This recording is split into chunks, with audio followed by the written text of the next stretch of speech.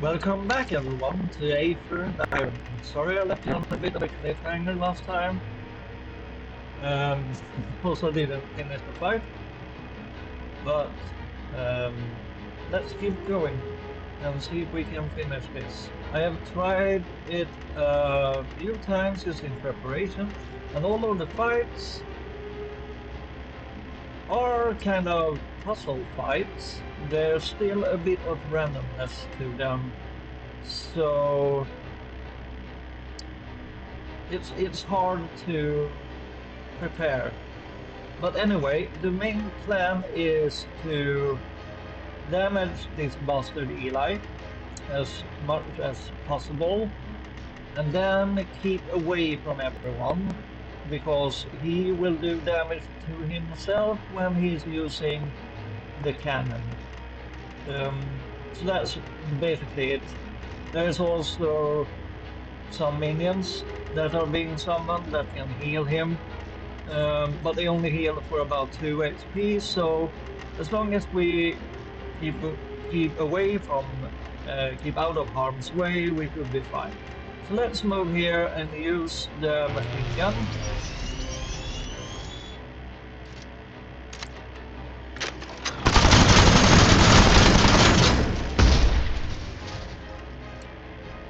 We did 6 damage.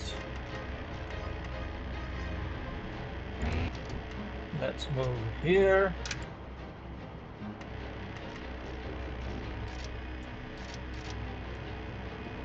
Let's give Dia a bit more damage output. Let's get rid of this guy by ramming him into the damage area. Move here to block him in. And that's it for this turn. Now it all depends on what the enemies are gonna do in the next couple of turns, and we will see if we can make this happen or not. Otherwise, I will just pause the recording while I attempt this a few times, and then get back to you after we have defeated Eli. Because I have done it a few times, I just don't want to record every attempt. So that's the plan. Okay.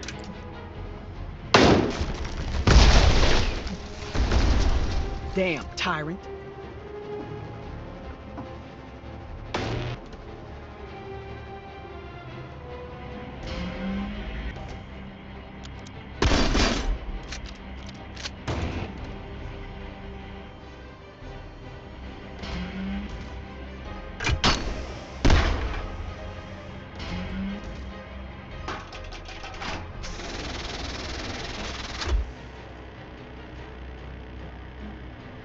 Unfortunately, I thought that we might be able to block cars in to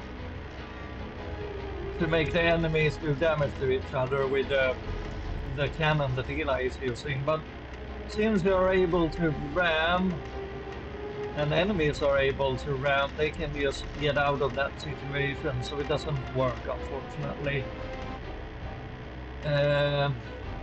Anyhow, we will use 3 for that. I basically want to use the grenade launcher.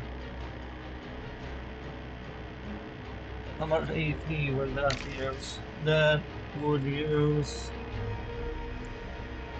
5 and 3, 8. We have 9. Or we could move forward. Now let's try this. Let's move here. Grenade launcher. Do a bit of damage. Move back here. And turn. Move back with crest. Use our caltrops. There. How many AP are we sitting at? 8. So our ramming ability will use 2.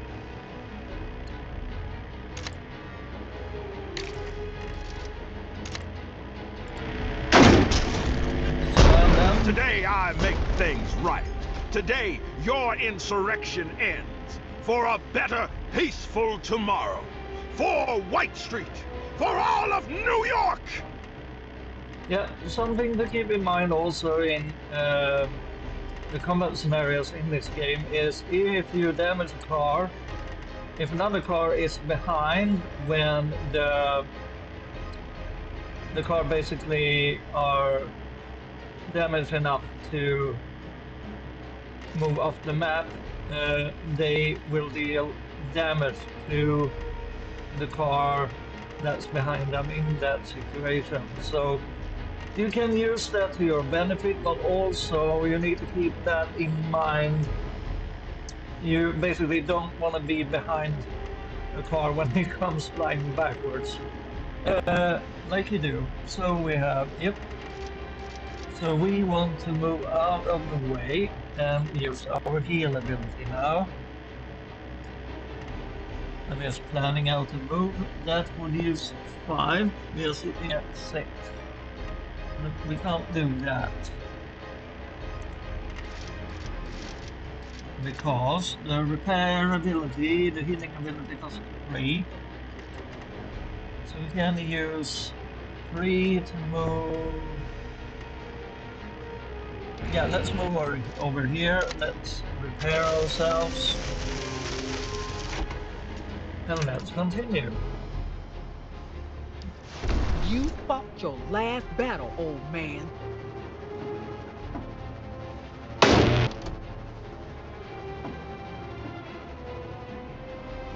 Behold the raw power of concentrated Aether! No! He removed the power limiter! What's that mean? It's releasing an astronomical amount of energy and overheating the engine! He's hurting himself every time he uses that cannon! Then all we gotta do is outlast him.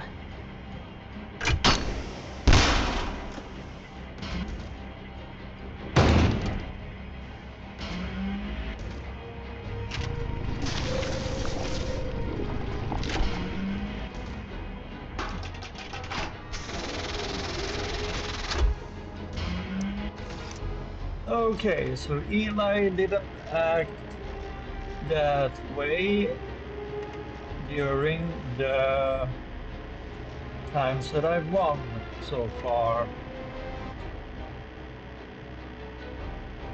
So he made us lose a bunch of AP there.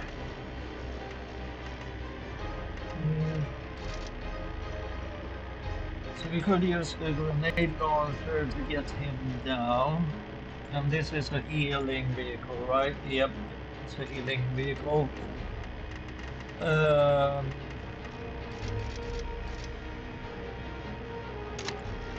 Let's see here. Let's use the... Yeah, let's use the grenade launcher from over here. And move back over here. And turn.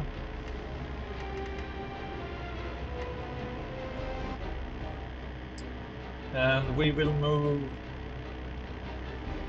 Yeah, we have 10 AP with her. So if we move here and use the Caltrops. Let's see, I think we already lost basically, but we will give it a try here. Move there. Move over here. Use repair. Yeah, now we have 2.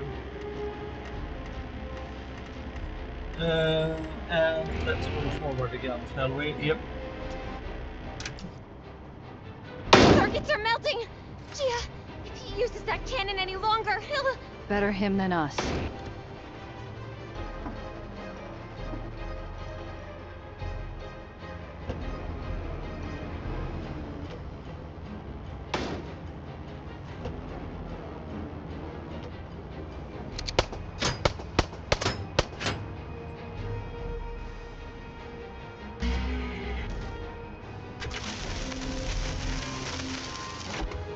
Ah, you healed. White Street will once again That- have our place in the sun.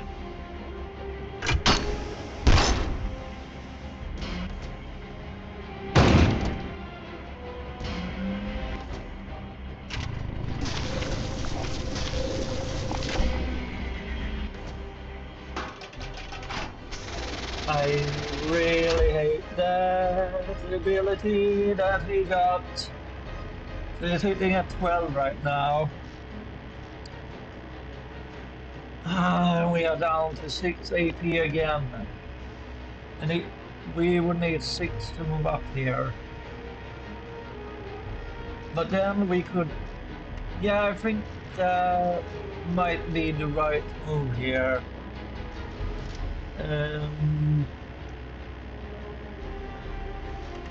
Yeah, I think so. Move up here. That would let Crest repair us, and then she can use her ultimate heal ability to heal herself. I think this might be the right move here. So let's use the... Ah, yeah. Let's see, we're sitting at 10. Still have it, so use Caltrox.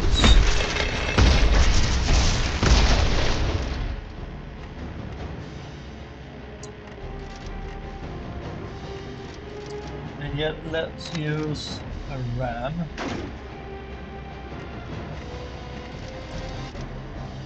Let's repair. Yeah.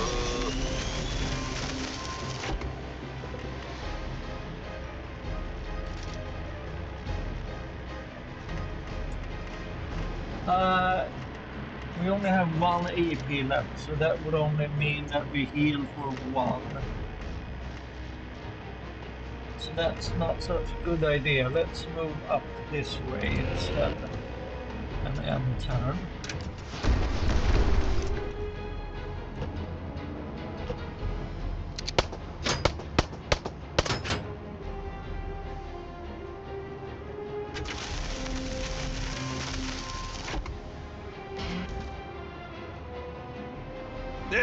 This can't be! I have a destiny! White Street has a destiny!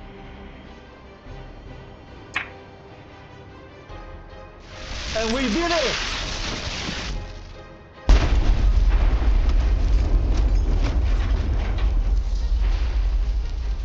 Down with the tyrant. Down with narcissistic, bloody morons. Oh, that felt so good defeating the Baron. I really started to think that we wouldn't be able to make it there in the middle of the fight, but yeah, our tactical know-how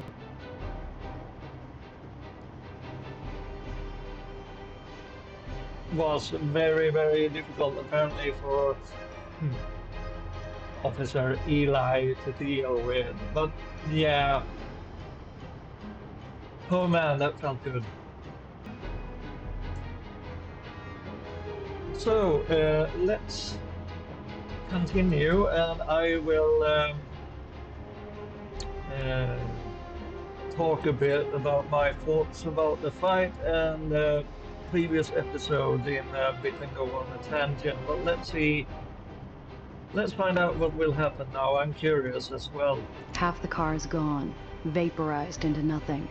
What remains of the weapon, the journal of research, and the blood-stained tyrant lies unrecognizable, twisted within a tangle of aether and iron.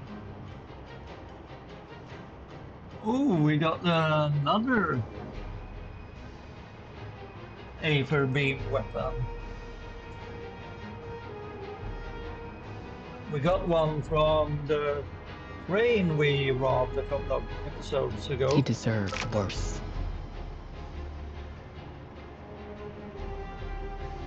I know. But we can't stick around. We gotta get out of White Street.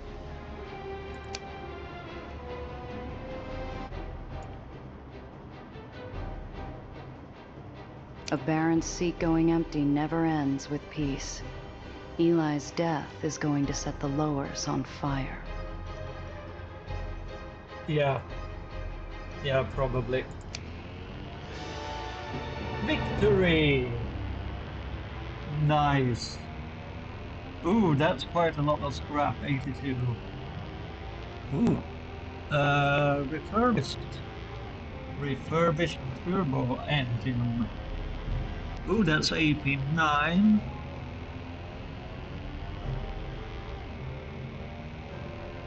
Yeah, that's nice. We might swap that in to GS, to Cress's car. A crate of cigars.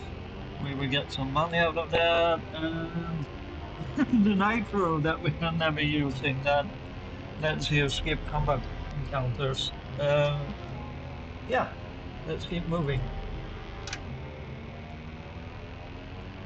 Let's see the motor. Let's have Cress carry that stuff. We will these.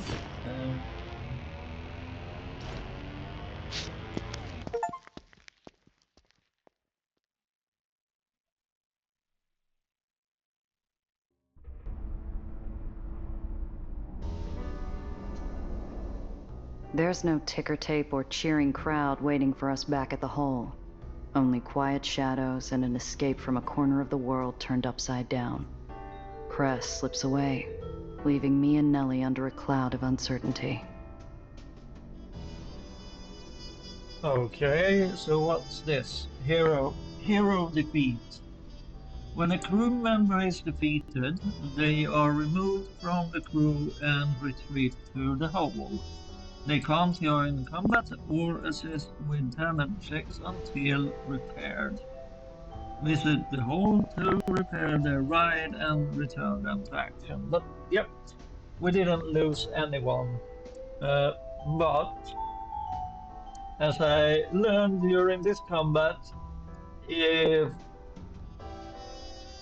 Gia is killed, that's a game over, no matter what. So yeah, it's not only dependent on companions. So you can't basically sacrifice Gia and then go back to the hole and pick her up again. So yeah, Gia is a game over state. So we might want to keep her in that muscle car we are using, since that's how this game is functioning. In some tactics games and RPG games, if you lose, quote unquote, the main character, the battle ain't lost. It's not an instant game over. But yeah, in this game, it is the case. Oh, Gia, I'm so glad you're alive. I didn't want you to die. The kid is barely out of the car before her arms are around my neck and she buries her head in my coat. A somber mumble creeps out from under the silent tears and rough leather.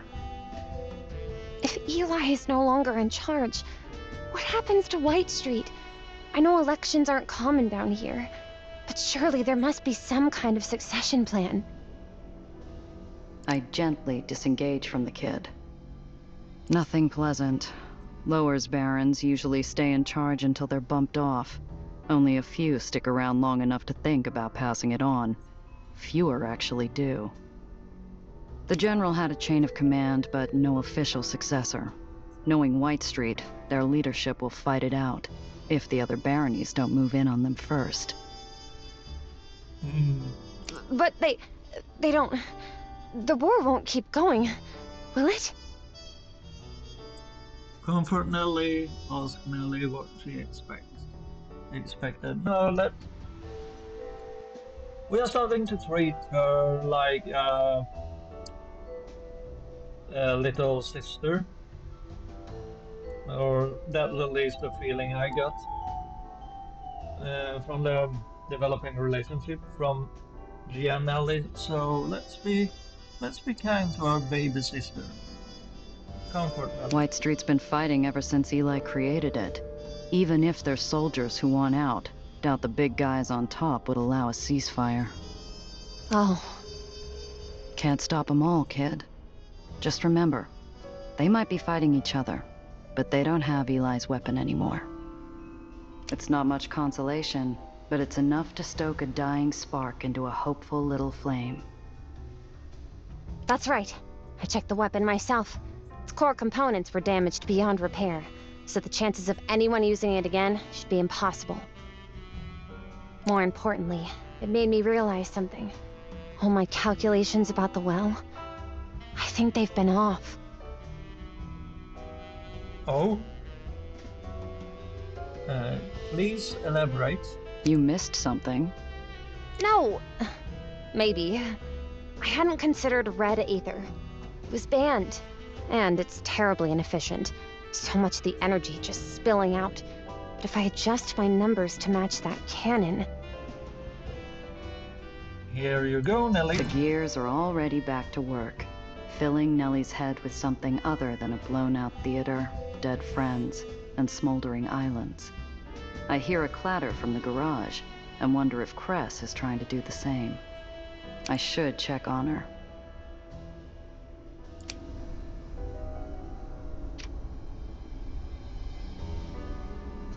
Yeah, if you want to listen to a bit of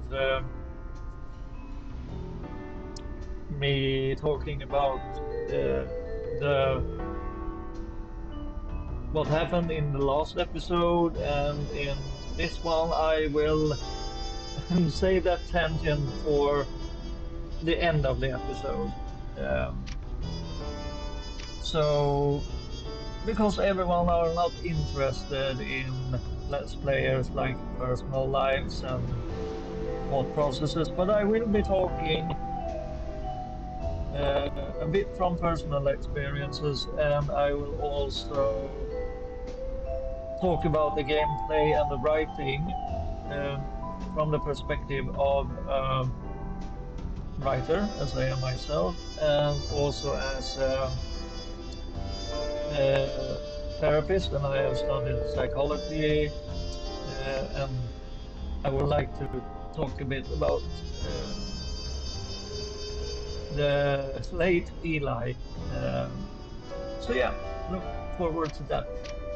Let's check out on our friend.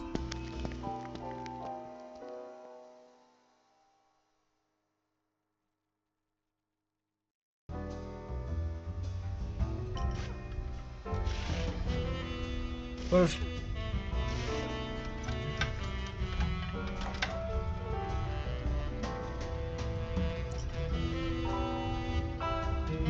I find Cress back under her junker. She usually handles it with a steady hand and a rhythmic bang of tools. Right now, the wrench moves a step too quick, jerking the car into the occasional convulsing shake. Buzz off, Gia. I'm busy. I can see that, but I think you need a moment to compress, Cress, so let's have a chat. You can't bury your feelings in work. That doesn't work. work. That doesn't work long term. Sure you should be working right now? What else should I be doing? Having a drink? So what if Eli's dead? I can't celebrate. I messed up, and people are dead. You didn't pull the trigger. You didn't kill those people. I got them involved. I made them a target. I never should have let them help with the escape. We both know you don't beat Barons by playing fair. But what difference does it make? All those tyrants need is to snap their fingers, and everyone you love is gone. You didn't let or force Alexander and Maria to go along with the plan, or anyone else for that matter. People helped because they thought it was the right thing to do.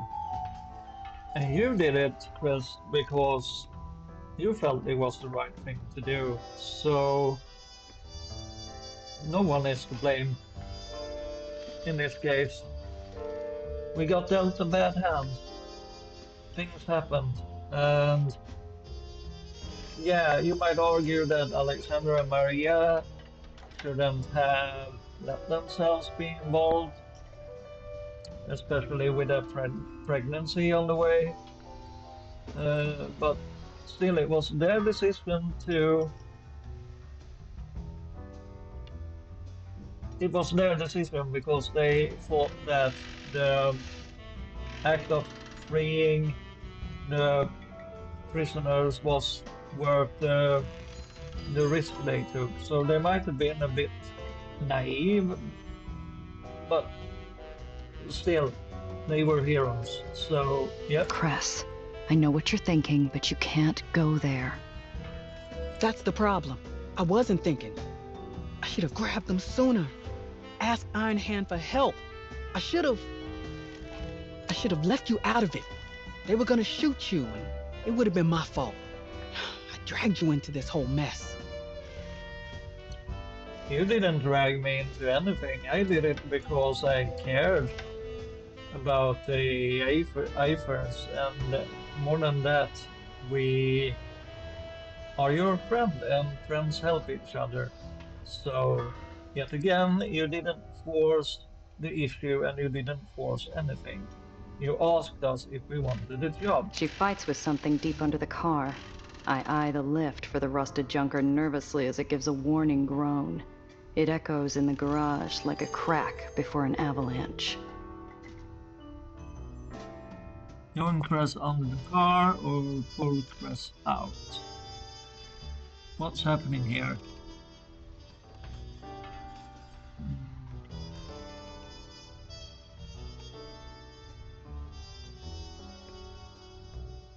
Yeah, let's pull the Cress out. The aging Jack groans louder. Damn it. Enough is enough. I growl as I grab Cress's leg and yank her out. The creeper wheels let out a shrill squeak and I met with pale eyes like spears of ice. What the hell, Gia? You want a broken set of teeth? No, but I heard a crack and a bang and I thought you might have been in danger of being crushed. Fine. Swing at me all you want, but I'm not letting you get yourself crushed. You gonna save me from getting killed? Like you did today? Like you did with Alex and Maria?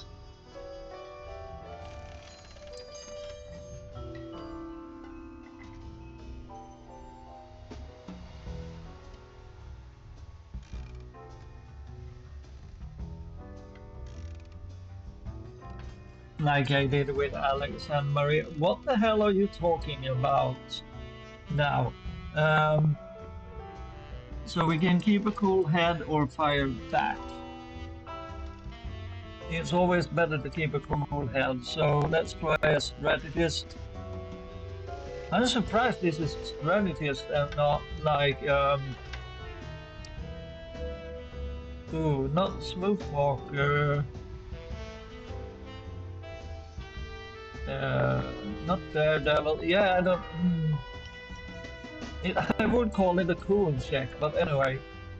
Roll them dice. Yep. 16 XP. It's anger and rage and sadness and frustration and helplessness, all slamming against the prison bars of my gritted teeth. That's not fair, Cress. And you know it. Don't punish me because... Because what? No, really. What? You know me so well. Tell me. Why do I do this? Why do I... I want to say something as she looks for the word. Something that will cut through my anger and hers. I lose my chance, and she picks up steam again. No. Do you even know me? You never even asked how I got out of my contract. How I got this arm. Why some good-for-nothing, useless rat is up here wasting space? Get it all out, Cress. Get it out of your system. Okay, tell me. Cress usually dodges personal questions like she's dodging swings, but this one wins her. Finally, she regains herself. Take a seat or grab her hand.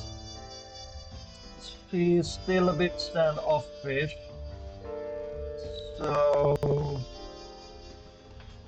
I will not give her a physical sense of comfort right now that could backfire, so let's just take a seat and show her that we are listening. I motion towards the corner where some old crates just need a quick rearrangement for an improvised chair.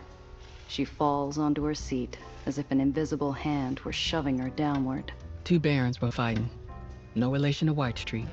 Just another pair of tyrants playing tug-of-war over our island. They fought for a whole year. Banners and contract terms changed every few months. Nothing new, until those bastards decided to hit the generators. Topsiders ran. We stayed. Our contracts don't give us a choice. And the Terriers locked the doors.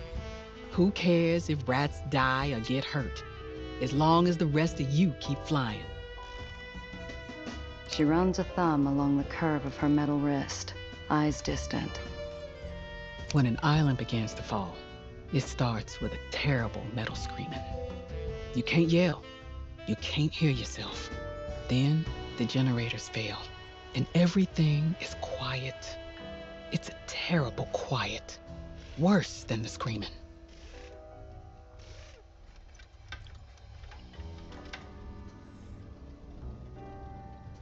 Let's start by asking her.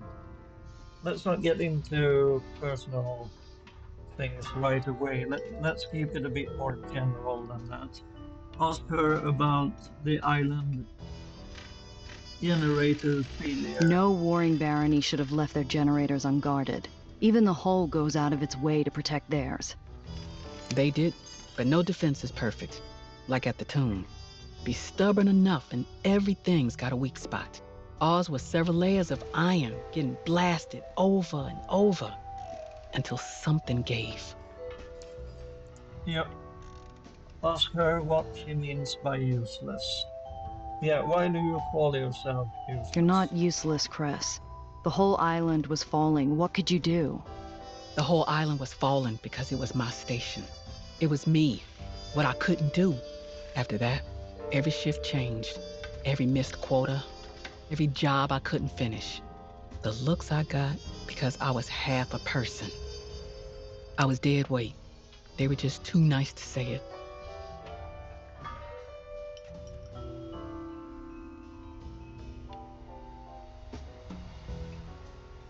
That ain't fair to yourself, Cress. But this is very common in these types of situations with marginalized people and similar things. Being almost legally blind myself, yeah, some days you feel useless because people are putting you down and society ain't fair at times and so on. So, but also this is guilt talking, since for survivors, guilt, I guess in this case, of this character. But the generator turned back on. I tried everything. She shrugs her shoulder and holds up her metal arm in the dim light. Finally, it started working again. Okay, so that's survivor's guilt. I thought island she was on might have been coming crashing down, but okay. And that got you out of your contract. No, that was my parents. I had 40 years left, plus another 10 for letting the generators fail.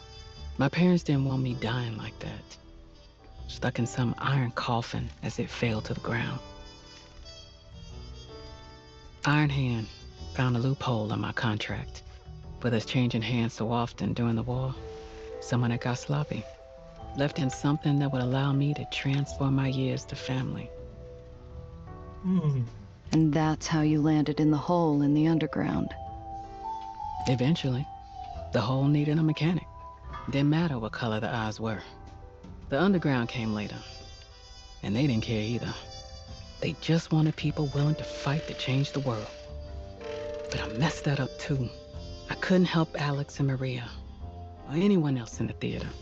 So yeah, I can't fix a damn thing.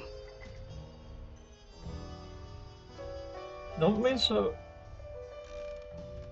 Like, I get it, you feel guilty. But you managed to save people from a horrible jail sentence, and even though Alexandra and Maria ended up dying sadly, tragically, we did help them as well. So... Cress, look.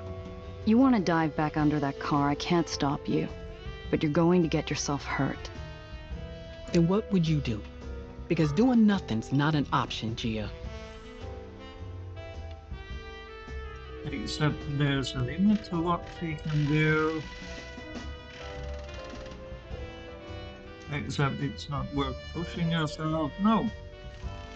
Sometimes there is a limit. And yeah, you need to realize that fact. Start by accepting you're not a comic hero. Even Cloud Captain would have put the cape up if he'd been through half of what you have. Like you? Who goes around acting like a comic book heroine? Sticking her nose into trouble over lost causes? Who? Well,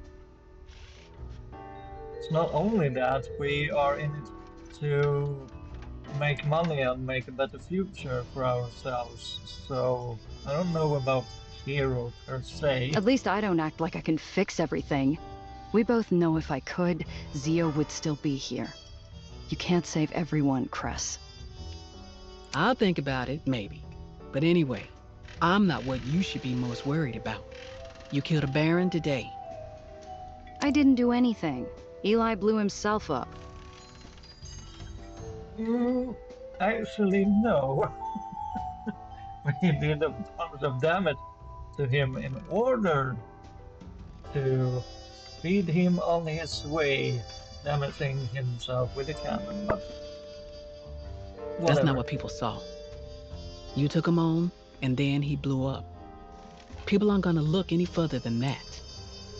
Her words hit the mark. I could shoot up goons all day and it wouldn't scare off a single good job. But someone who mattered? Killing Valentine had turned me from reliable to bloodthirsty killer. Killing a Baron would make me a rabid dog in need of being put down. Yeah, this is not good. I pulled myself up after Valentine. I'll figure something out. You need more than that. Yeah, I'm dry on favors, and Mr. Blanc doesn't work with liabilities. Just meet me at the lighthouse. I might have something for you. The lighthouse? Okay. New objective, follow Cress. And we will do so, let's see, in regards to repairs, 9 out of 25, 9 out of 19. Are we even able to do... Yeah, so we couldn't heal up to full. We would use 48 scrap out of 138. And we don't pay anything since this is Cress's workshop.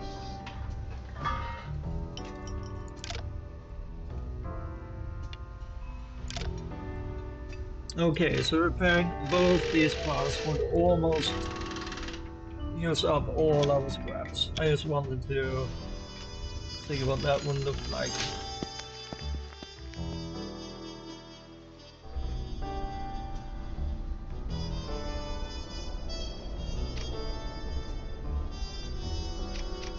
There is the lighthouse. Okay, Chris. Smoke and shadows fill a room of maps, radios, and pneumatic tubes. But in the jumble of business, everything still points to a single figure coolly leaning against the far wall. You wanted to know who my sponsor is? Gia, I'd like to introduce you to the underground. They have been hiding in the lighthouse next door to our apartment, and we never knew about it.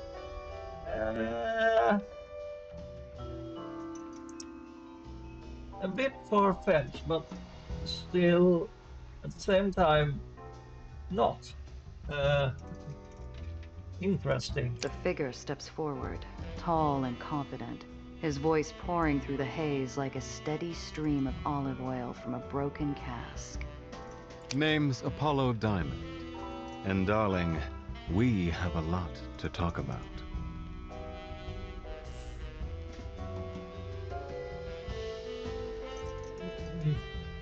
Apollo Diamond. Hello, Neil Diamond.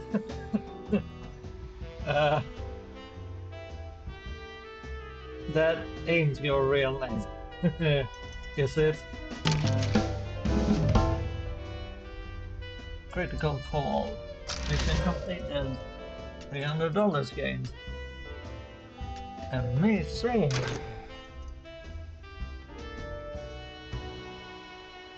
And a new level. Awesome.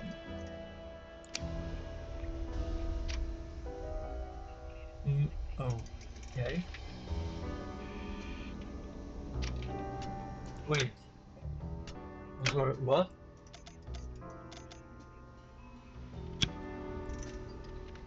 Game? Why? Why did the conversation end there? I don't get it. Okay, Mr. Apollo, let's keep talking. You've been a very busy little bee, and we've been paying close attention. That busy little bee. Why are you talking?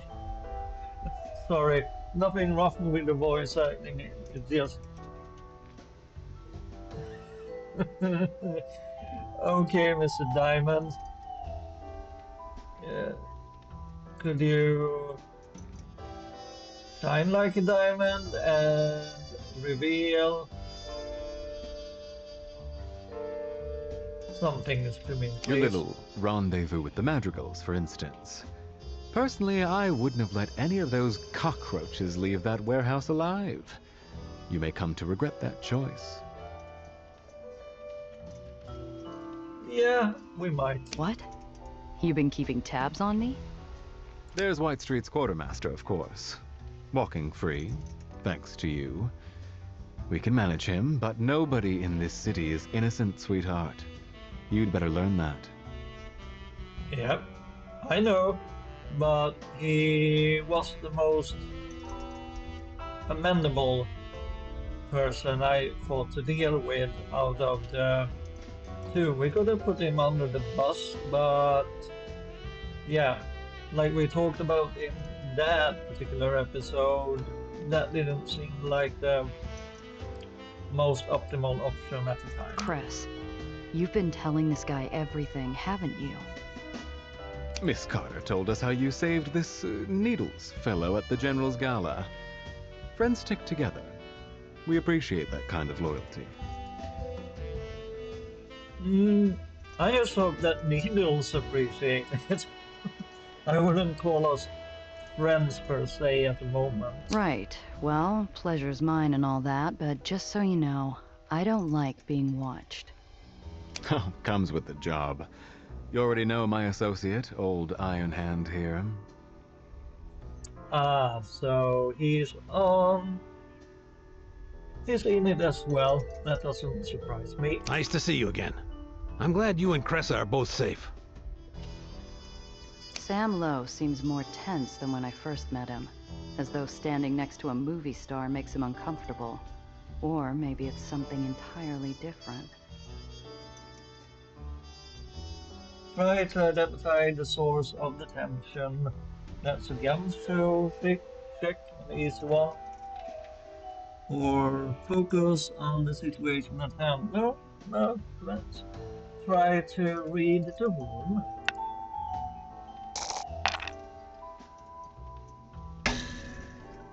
And game. That was a 9% chance of failure.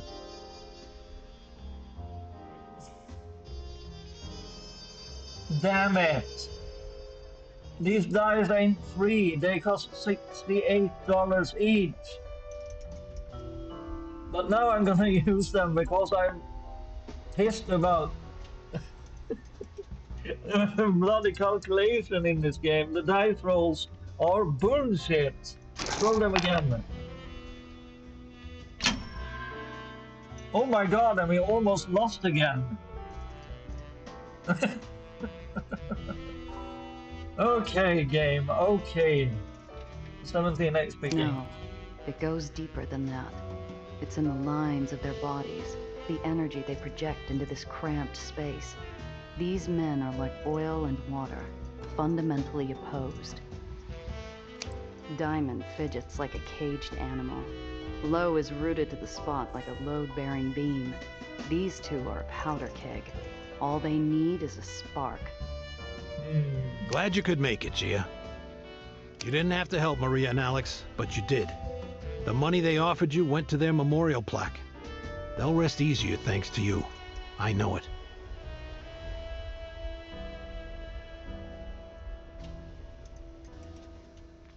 I squirm in discomfort at the mention of the recently departed Aetherians. I don't like it when things get too personal. Iron Hand is oblivious, steaming on ahead like a freight train. The Free Home welcomed back all its lost children thanks to you. We owe you a debt, and we'll find a way to pay it. I don't know what to say. Who would? I remember our last conversation in the Free Home. You backed up Cress, which means you're loyal to your friends. That's good. Yeah, that's me, loyal to a fault. Okay, so you're a political group or something. I assume you didn't invite me to your secret hideout for a round of cribbage. Oh, you assume correctly, sweetheart. And you'd better hope this little chat goes well. Is that a threat? Apollo, come on. I told you, she's legit. I believe you, Cress, as does Apollo, or he wouldn't have come. However, before we move forward, there are things we must first discuss. You killed the general. That's a good start. Wins you some points with this crowd. Interject in protest. Own it. Mock this little charade, be quiet.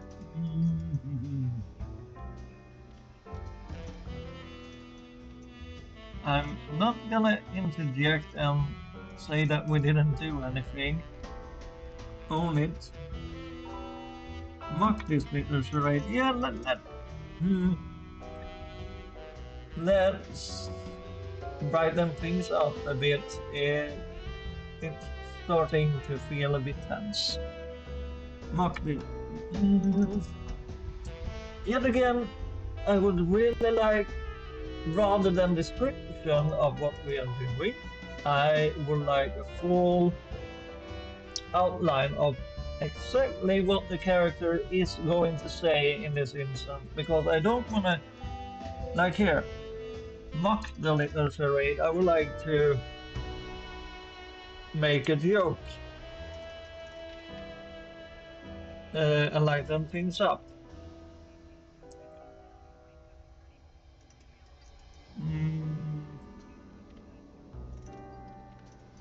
Or keep... Yeah, I have nothing to add here, so let's just keep quiet. I'm not about to give these mooks the satisfaction of a confession. Last time I checked, you go to church for those. I stay mum, and Apollo shrugs. Well, regardless, Tillingast was just the beginning. We've got bigger fish to fry. Okay, Mr. Diamond. Let's go fishing now. With a showman's grace, Apollo gestures to a map of the barony called Dreamland, where a photograph of an elegant, sharp-eyed elderly woman is pinned. Her face is framed by newspaper cutouts and tabloid headlines. I take it you're familiar with Marm Weiss? Actually, no. Please tell me more, game. I don't really keep up with celebrity news. I flick my gaze towards Apollo Diamond, who grins wolfishly in response. Dreamland's a den of vice, and she's its baron. She's supported by her hand-picked squad of elite, highly trained lieutenants called the Does, and she's aggressively expanding her territory. Huh, that's putting it mildly. She's gobbling up every bit of floating real estate she can, and damn anyone who's rude enough to live there already. She's destroying lives. We can't look the other way any longer. And who are we? Terrific. And what does any of this have to do with me, exactly? Oh, don't play coy, darling. You're going to help us take her down. First of all, I'm no assassin. I'm a smuggler. Albeit, very dashing and charming smuggler with a heart of gold. And I have a soft spot for people in need and hopeless causes. But you haven't told me what your little organization or group is about. Laugh in his face or ask why you should help. Yeah, I'm not gonna laugh in his face. Ask why you should help. You got a crystal ball hidden in that jacket somewhere? Pardon me? Seeing as you know what I'm going to do before I do it, mind telling me why I'm helping you, Mr. Mysterio? Maybe he's used to trying on different emotions like hats off a rack, because the matinee idol's expression slides without friction into barely controlled rage. As a matter of fact. Iron Hand senses this change in temperature and extends an arm to restrain his partner's sudden surge of passion. We'll pay, of course. We know your services don't come free. Money is interesting, but it's not the main currency that we need right now. We need a way in order to protect ourselves from reprisal, and money might do that. Is there something in addition that you are able to offer? Damn right they don't. Who's funding this little rebellion of yours anyway? How do I know you'll make good? I've got more money than you've ever seen in your life, sweetheart. And I'm using it to fix this broken city. I'm helping people. What are you doing? Call Apollo's bluff. Point out Apollo's hypocrisy. Retort with the unvarnished truth. Ignore the jab and move on.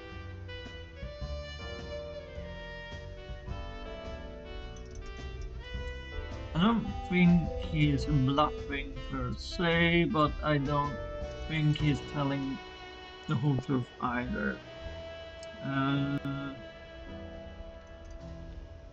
Retort with the unvarnished truth. If I stopped to care about every rose that gets stepped on in this crummy town, I wouldn't last a day. I don't care about the barons, or you, or anyone. And if you don't like it, you can dangle. Yet again, that response wasn't what I was expecting, and therefore Yeah, I'm not gonna go through this again. You know what I'm gonna say.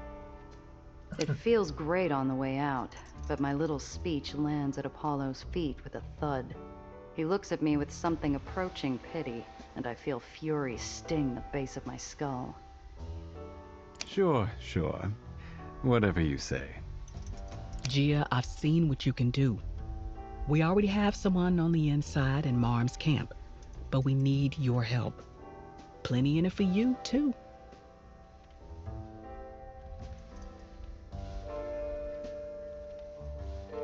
Yeah, let's try to see the big picture here. It's ridiculous. Who do these jokers think they are? I'm no joiner. But Cress is right. My rep needs a boost, and I need money. Not for the first time, I throw away rational thought like a pair of loaded dice, and go all in. Ah, hell. Fine. I'm charging double my usual rate, though. Excellent. I knew we could count on you. Cress's smile is so small, I doubt anyone else can see it, but it shines like a speck of gold in a fast-moving creek.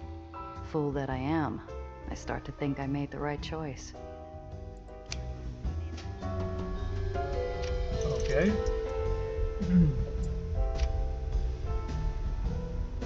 Let's inspect the door. I swing open the door, revealing a frazzled-looking Nellie, hair and glasses askew. She spots me and her shoulders drop with exaggerated relief. Hello, Nelly. Gia! There you are. Took me ages to find you. I wanted to... Welcome to the rebellion. There's an awkward pin-drop silence as she realizes the room is full of strangers, all staring at her. Her eyes collect new data points from all over the room, including the barren hit list on the wall. Yep. Welcome to the rebellion. If you leave, I suspect you will be killed. So... your curiosity almost killed the cat. Hi, everyone. I'm Dr. Eleanor Reinhardt. Nellie's fine. How the hell did you find this place? It's a lighthouse, dude. You're Apollo Diamond. I love your movies. Oh, that's why this dude is acting like he is. He's a damned actor. Or not damned actor, but he's... yeah, okay. An actor with a cause. Will that boost your ratings? Yes, yes, what a pleasure. Sam, we need to have a chat about security. Gia, he's a movie star. What's a movie star doing here? Fill her in. Ask why she's here. Ask how she found the secret hideout. Yeah. How'd you find me? Simple. I reasoned you'd be with Cress. Hi, Cress. I've seen you visit this lighthouse often. At first, my working hypothesis was this was a hideaway of sorts. But when I started seeing others headed in and out as well, people I didn't recognize, I realized it had to be. Observant little thing, aren't you? Okay, I get it. You're pretty observant, huh? Thank you. Some might even say nosy. Yeah. Well, I didn't mean to. Too late now, Principessa. Cat's out of the bag.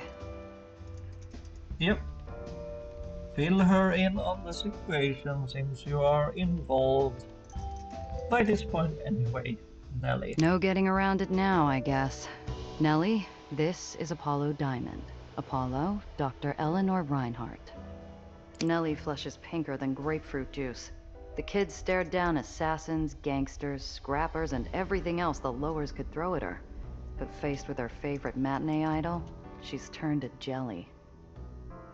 Nellie's fine. Charmed, darling. You'll excuse me if we skip the autograph for now, hmm? Randazzo, is she trustworthy? Yeah. She's trustworthy, but don't let her clapper trapped. Start running away with her too much. Probably more than I am. You going to toss her out? Gia, what's going on? I look to Diamond and he just throws up his hands, accepting fate. I take a moment to quietly catch her up on the situation. It's a lot of information to absorb all at once, but she soaks it up like an eager sponge. I'm sure it helps that she overheard half of it through the door. Ask why she's here. Kid, what are you doing here? If I may be so bold, I'm a little concerned you all think some Baron is the most pressing problem facing us right now. In a matter of weeks, the well is going to devour the lowers, and then none of that will matter. Uh-oh. This pronouncement hits the room with clanging dissonance, as incongruous with the existing mood as a sidewalk smooch interrupted by a panhandler shrieking about little green men on Mars. Sam Lowe, the soft-hearted altruist, indulges her. Is it now? And how do you know that? She knows her stuff, boss. She's got Heights education. If we... This is all quite fascinating, but I think we can save the science lecture for another time. No, we can't! Which part of this are you struggling to understand? We need to do something about the well immediately! Tell Nelly this isn't the time. No, we need to hear the professor out. In this case. Say you want to hear Nelly out. Yep. Come on, let the kid talk. She knows more about this stuff than all of us put together. Thank you, Gia. Listen, I'm sorry, but our resources are committed elsewhere.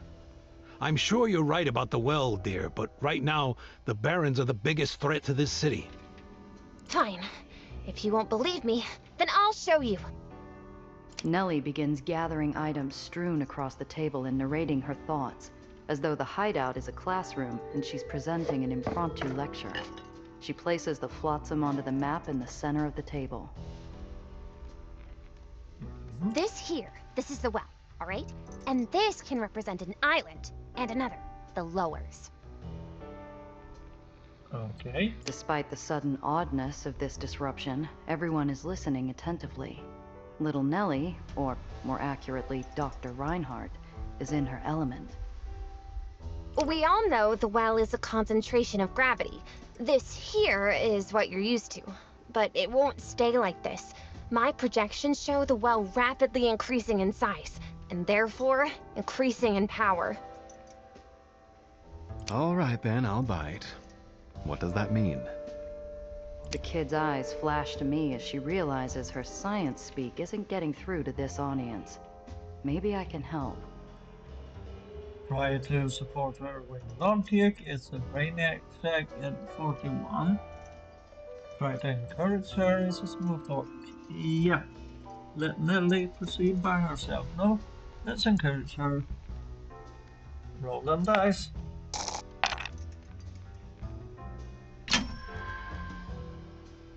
Success and 19x begin. You're on a roll, kid. Don't stop now. The others glance between us, but I hold her stare. Her face brightens, and she seems to take on renewed energy, like a sunflower soaking up summer rays. Nellie grabs the edges of the map, lifting them a few inches off the tabletop. The items representing our city's floating islands remain in place. As the well increases in intensity, its pull on everything nearby will also increase. A few days from now, it might be like this. A month from now. She hoists the edges of the map above her head, and the islands tumble violently towards the fold in the center, crashing together and breaking. The ember of a half-smoked cigar catches on the paper, and a line of ominous smoke bleeds upward from the shattered debris. You see? It's only getting worse. And if we don't act now, the well will destroy the lowers.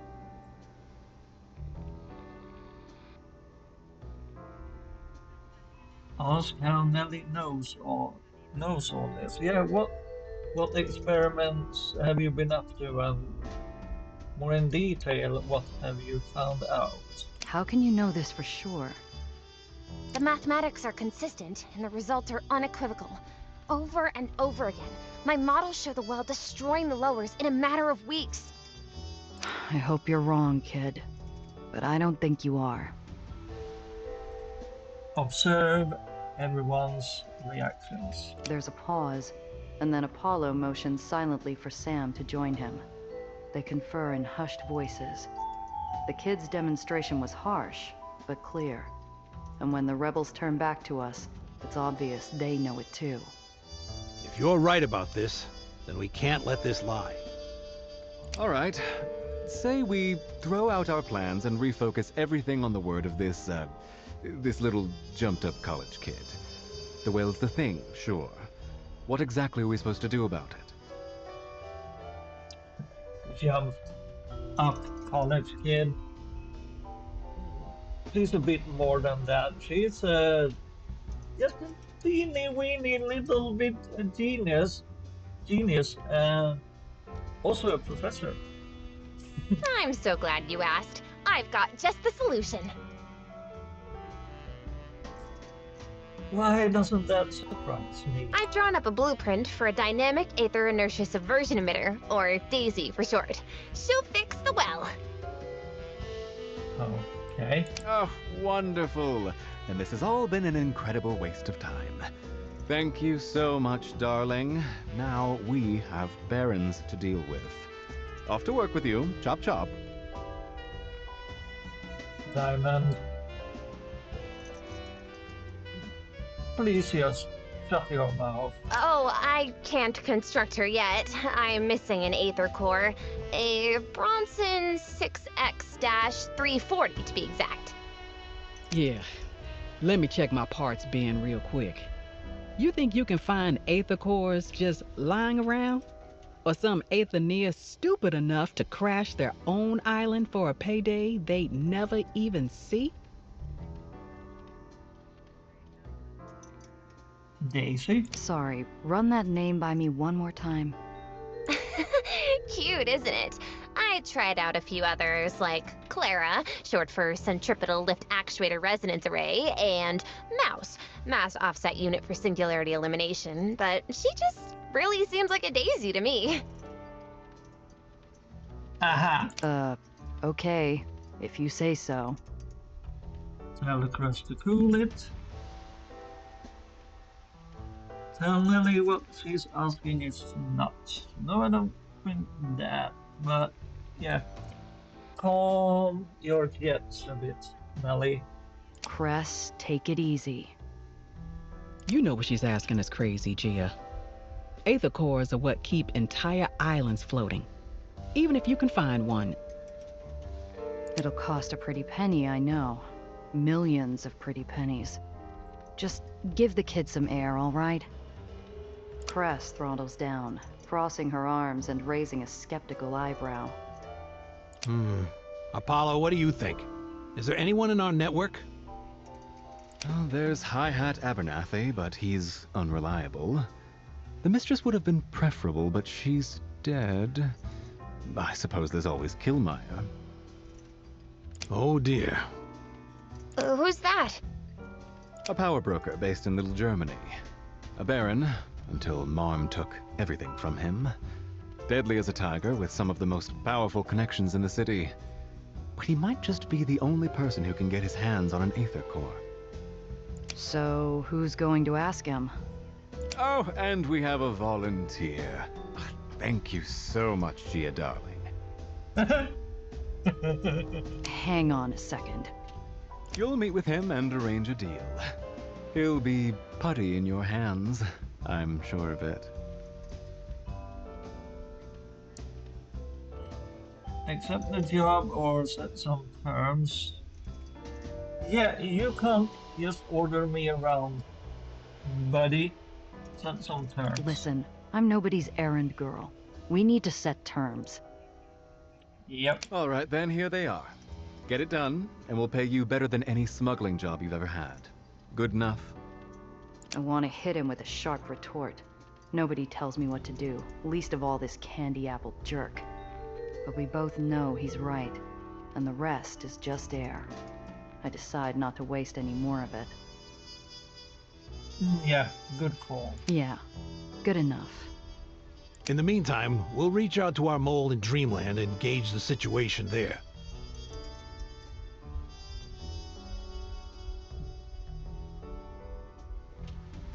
Why did the game cut out the audio again?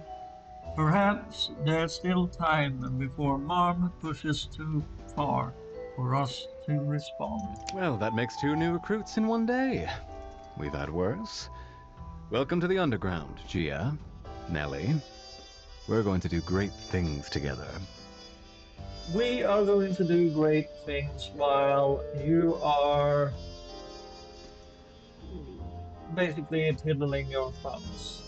Yeah, that's the plan. Okay, then. Glad we had this talk. With that, he turns his attention back to his work.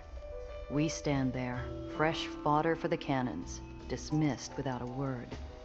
I shake away my uncertainty and pull Nellie aside. Hey, I enjoyed your little demonstration. Can we talk? Thank you. A bit crude, but I think it served it. Yes, sure. Come by the lab when you're ready. Okay.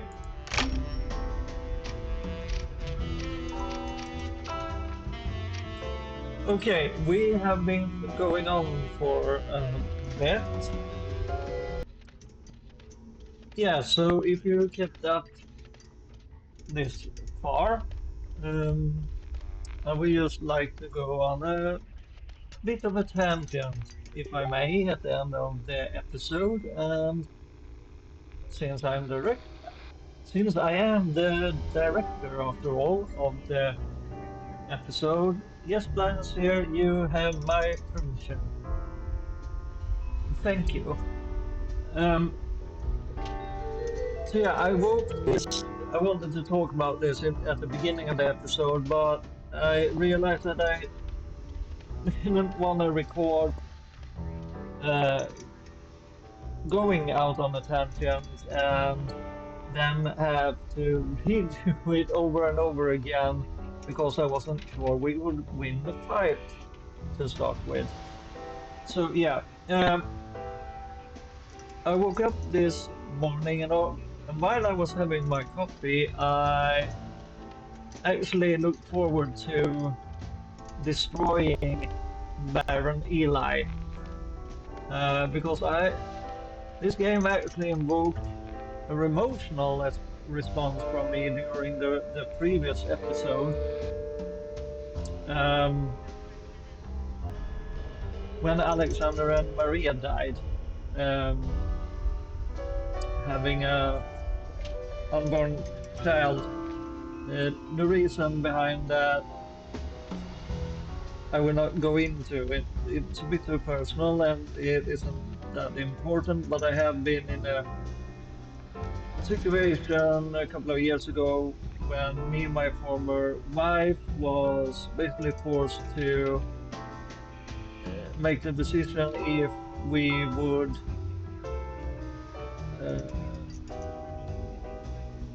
make an abortion or not. So yeah, let's skip that part. Anyway, so that hit me a bit hard. That whole situation there when Maria died. And I basically wanted to talk more about this in the terms of like writing and storytelling and all that, because yeah, we need to give praise to Seismic Scroll, the game developers of this game, and the writers, and yeah, also the voice actors. But it's really fascinating being a writer myself, because they did this so very well. We started out meeting the characters Alexander and Maria during what looked like just one of the starting quests of a game. So you didn't suspect them to pop up again. So you learned that they were a marginalized group. They needed our help. to make a bit of a more sustainable future and a better future for them and their people by getting some uh, parts for a filtration system for their waterworks.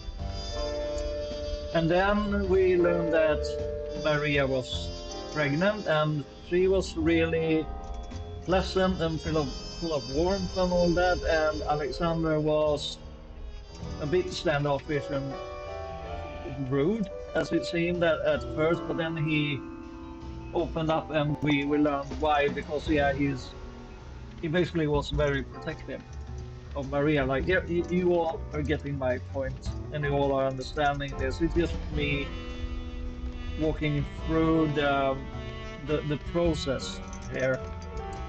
So then we do a bit of a bigger quest, a jailbreak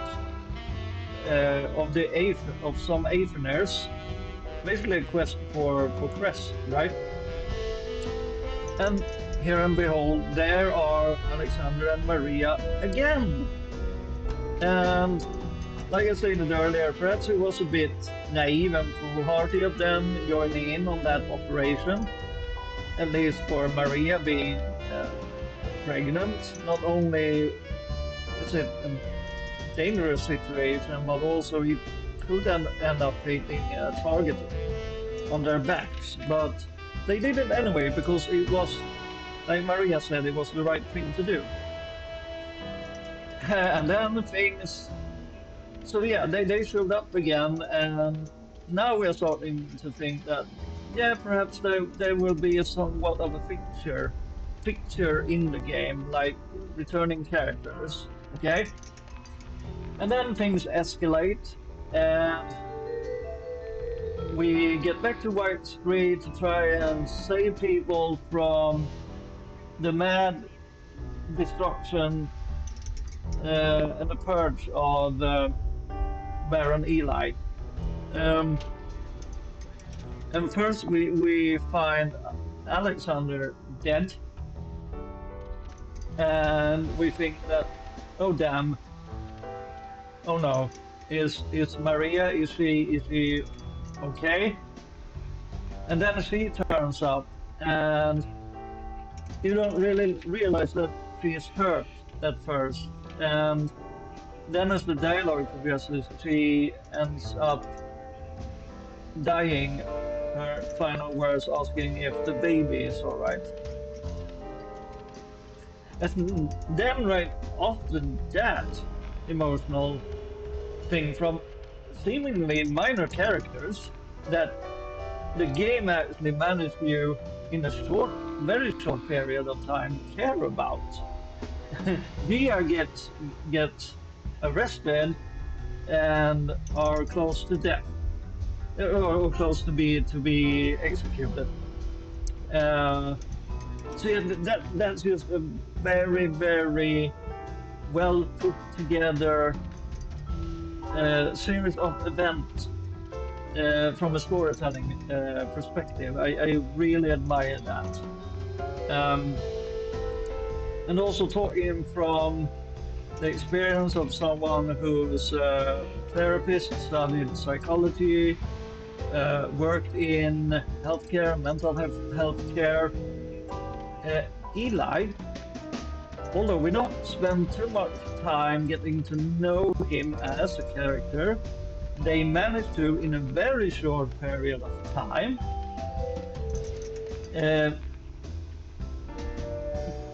basically giving us a very good overall picture of who he is. So, in my mind, he's very charming. He is very well spoken, and so on, as leaders often are, politicians often are. But at the core, he's an opportunistic narcissist who doesn't care about anyone's welfare but his own. And he's kind of insane. He sees corruption everywhere, everyone is out to get him. And at one point, he seems reasonable, talking about that some things are his fault, but then immediately turns the blame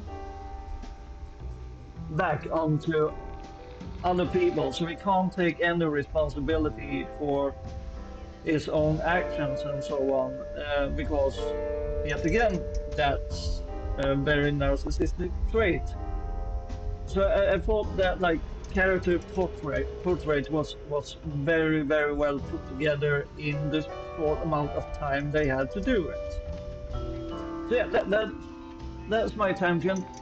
Praise to the writers of this game, the voice actors, to the developers, and I am really looking forward to seeing what kind of games they will develop next. So thank you all for watching, and we will continue, hopefully without any lengthy tangents or speeches, next time. Be well, everyone. Love you all.